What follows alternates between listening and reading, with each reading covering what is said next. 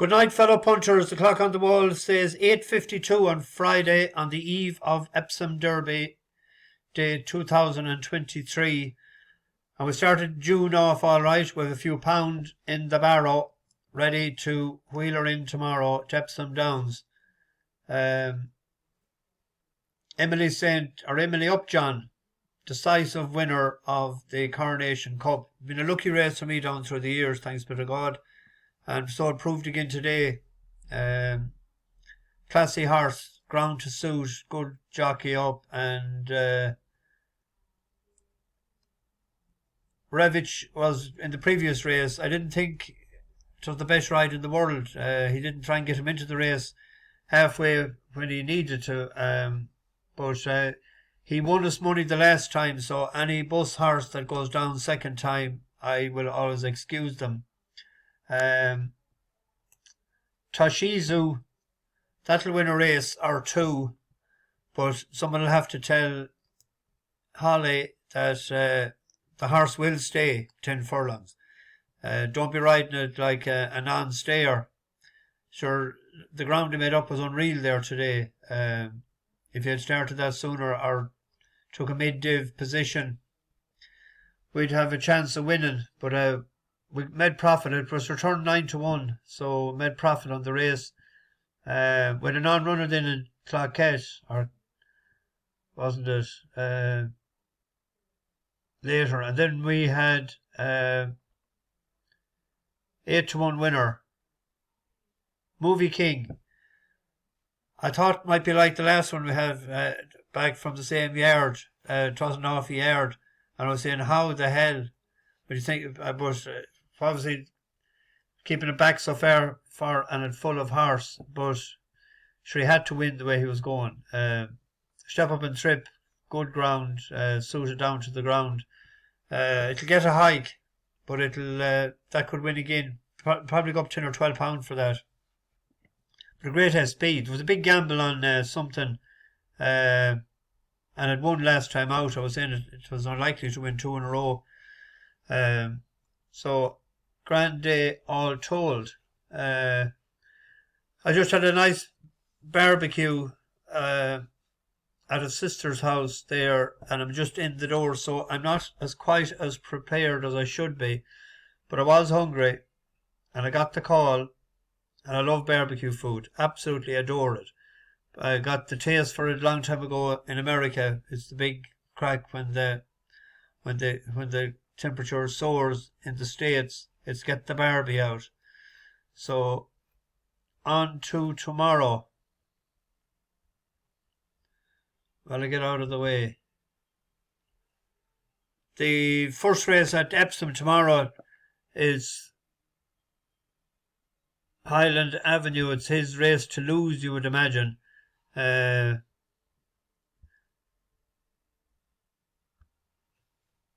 to the former Derby winner the last time. I see it's entered as well in the Coral Eclipse. So for it to run there, it would need to be winning tomorrow. It's a short enough price. But at 11-8, 5-4. If you're not backing it singly, put it in a couple of doubles. I might try and get one for after a while and stick it up for a double. But I just didn't have time lately. On to the Derby tomorrow. I was just looking last night. It's not that popular of a race for favourites, even though Desert Crown was 5-2 favourite last year. The year before, Adair was 16-1. Serpentine was 25-1 the previous year. Anthony Van Dyke 13-2. Massar 16-1. Wind of Eagles 40-1. Harzan 13-2. And then we have to go back to 2015 to get a favourite. 13-8 favourite was Golden Horn. Australia was favourite the year before, 11-8, and Ruler of the World was 7-1, and then Camelot 8-13 favourites. So out of the last 11 or 12 runs, there's only 4 favourites. Hard to know what to expect from August Rodin. Terrible run the last day, but a lot of cool moors can run terrible, and they can get the nice carrots in and run well again. But it's hard to know. He's not my choice. Passenger was unlucky the last time, they say, but hard to know. Jessica fancies her spree well. Passenger actually was supplemented into the race. I don't know what the amount was. All the money in the last 7 or 8 hours is for Frankie, but I'm suggesting at 9-2 an each way bet on Military Order for the boys in blue. There's a full brother to Adair that won the Derby 2 years ago. And Adair as well had his prep run in Lingfield, similar to Military Order. The only difference is that was on the goo this time. It wasn't on the turf. They took it off. But that says that he stays the distance, and it also said that he likes top of the ground, and it'll be top of the ground tomorrow. So it won well enough the last day. What does he have with clip over there?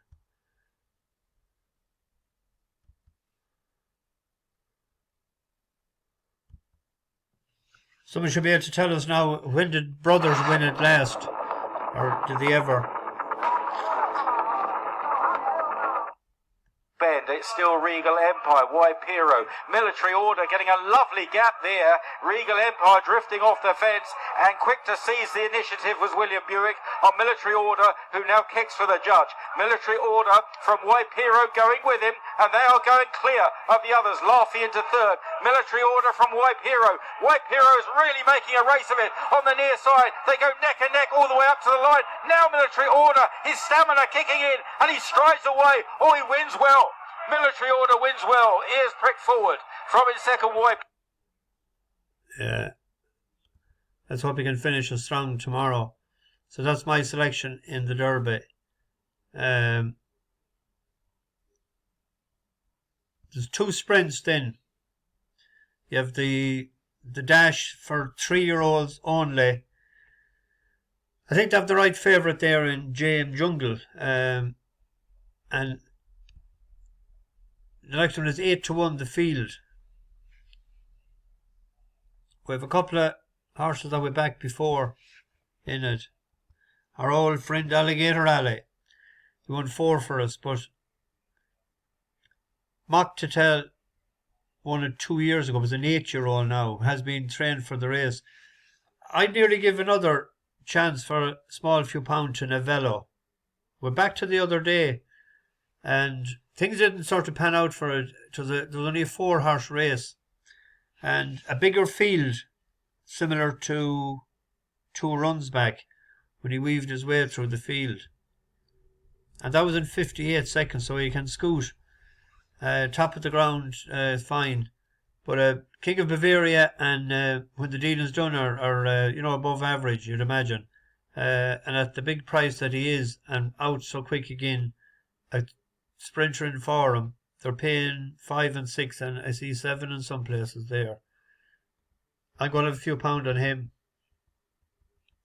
Into 310, 320.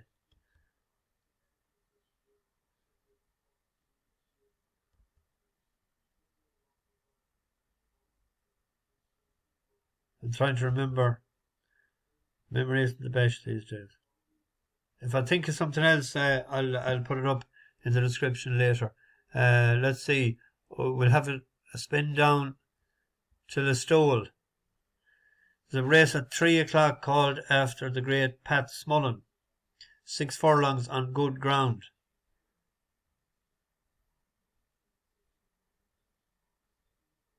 Karaoke for Joseph O'Brien. It's a 3-year-old, so it's getting an £8 weight for age allowance. Now sometimes, as I said before, I don't generally in June go, I'd wait after the 1st of July to go at the 3s. Well, we got one there lately. I think the ground is key to this horse. So I'm going now that it'll be good to Ferrum tomorrow. Broke a maiden in Dundalk after over 6. That seems to be its trip. One spin at 6 furlongs and it won. Has a prep run there the last day on soft to heavy. 5th of 12. That should have brought it on. Well, we'll see how it prices it.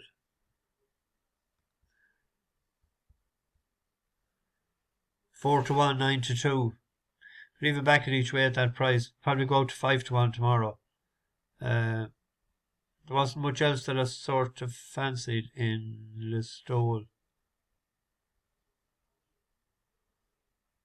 No. Tramore, as they say down in Tramore. Money for this, it opened up 7-2, I seen earlier. It's into 9-4 to suggest that it's ready. Done us a good turn last year.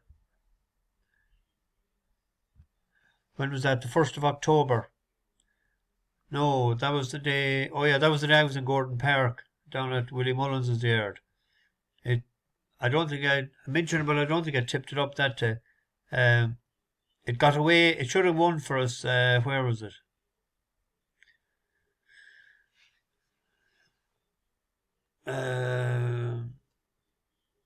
Was it in Cork? 1st of August. Anyway, it was second to Jungle Pros the last time. Over 3 mile, but it's better over 2.5. The ground is fine. Like she was given £12 to Jungle Pros, and Jungle Pros went on and won 3 after, rated 137 now. Young Quealy isn't riding it. It's Sean O'Keefe, isn't it? Taking off 3. Oh, Shane Fitzgerald taking off 3. So it look, with the early money for there, looks like that's ready for tomorrow.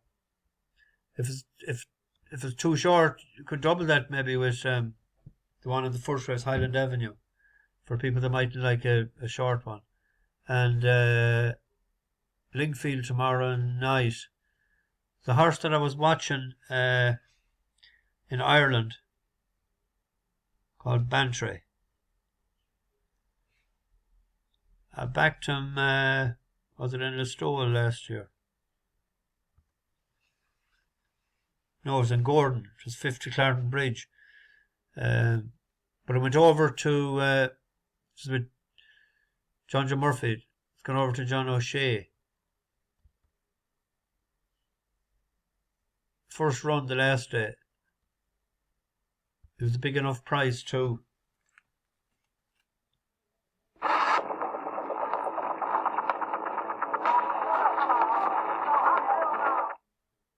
As they make their progress towards the final furlong and a half, and it's all change up front as Caribou out in the centre is pressed by Marsh Benham, and the improving Bantry on the near side. Eye of the Water is back in 4th as they make their way inside the final furlong. The action now near side, Marsh Benham, but Bantry a big challenger on this near side rail. They've gone on from Eye of the Water and Caribou. Marsh Benham having to be driven out in the closing stages, only a neck clear. Bantry's putting in a strong run. Marsh Benham has just held off Bantry to win the opener. Eye of the Water was 3rd, Caribou 4th. Big gap back to Alyara, and the front run. I'd prefer if they had left at a mile tomorrow, but they know what they're doing, bringing him back in trip, probably in Lingfield. I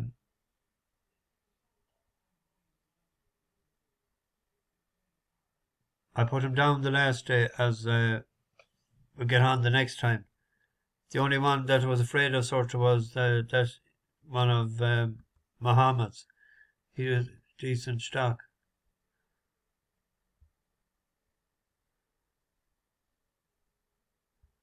He went off favourite the last and was money for him.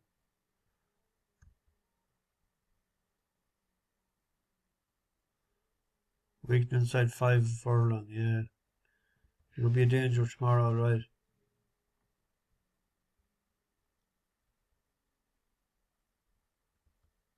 Anyway, I don't think there's anything at Doncaster or there's some other meeting on. Anyway, back tomorrow night. Couple for Sunday. Bash the bookies, over and out.